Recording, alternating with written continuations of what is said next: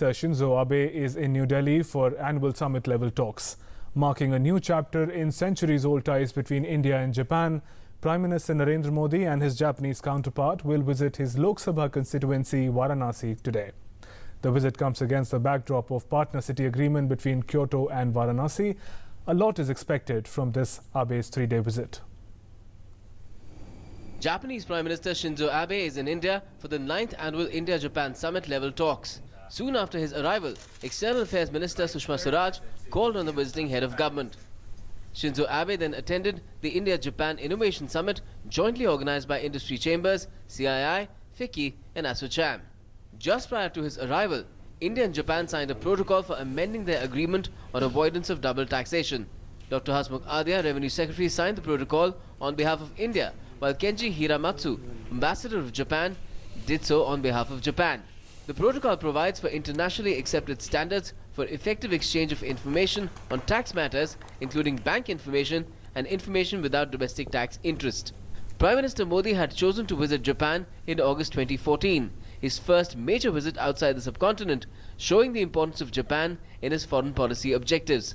At that summit, both countries had raised their relationship to a special strategic and global partnership. The two major Asian economies are important engines of Asian as well as global growth. The relationship is fundamental to India's enhanced role in Asia as part of its Act East policy and is often looked at by other countries in the East as a counterbalance to the assertiveness of a rising China. Since the last summit, India and Japan are in civil nuclear cooperation. They have intensified bilateral defense cooperation as well. An agreement on the sale of advanced amphibious aircraft, the US-2, and a framework agreement on defense technology transfer and co-production of weapons is likely to be signed at the 9th summit.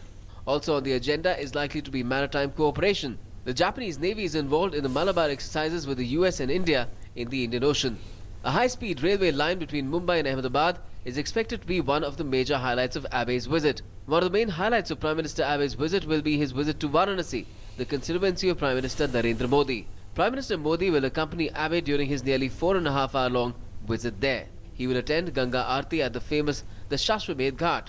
Shinzo Abe had accompanied Narendra Modi during his visit to Kyoto last year.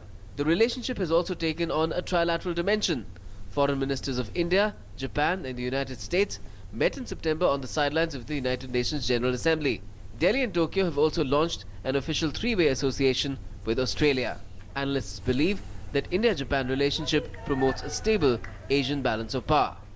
Prime Minister Shinzo Abe's this visit to New Delhi is not only important from the point of view that a deal will be clinched for India's first bullet train, but the entire gamut of defense, security and economic ties shall be reviewed to raise the level of partnership to be truly global and strategic. With cameraman TMNS Manoran, Amritpal Singh, DD News.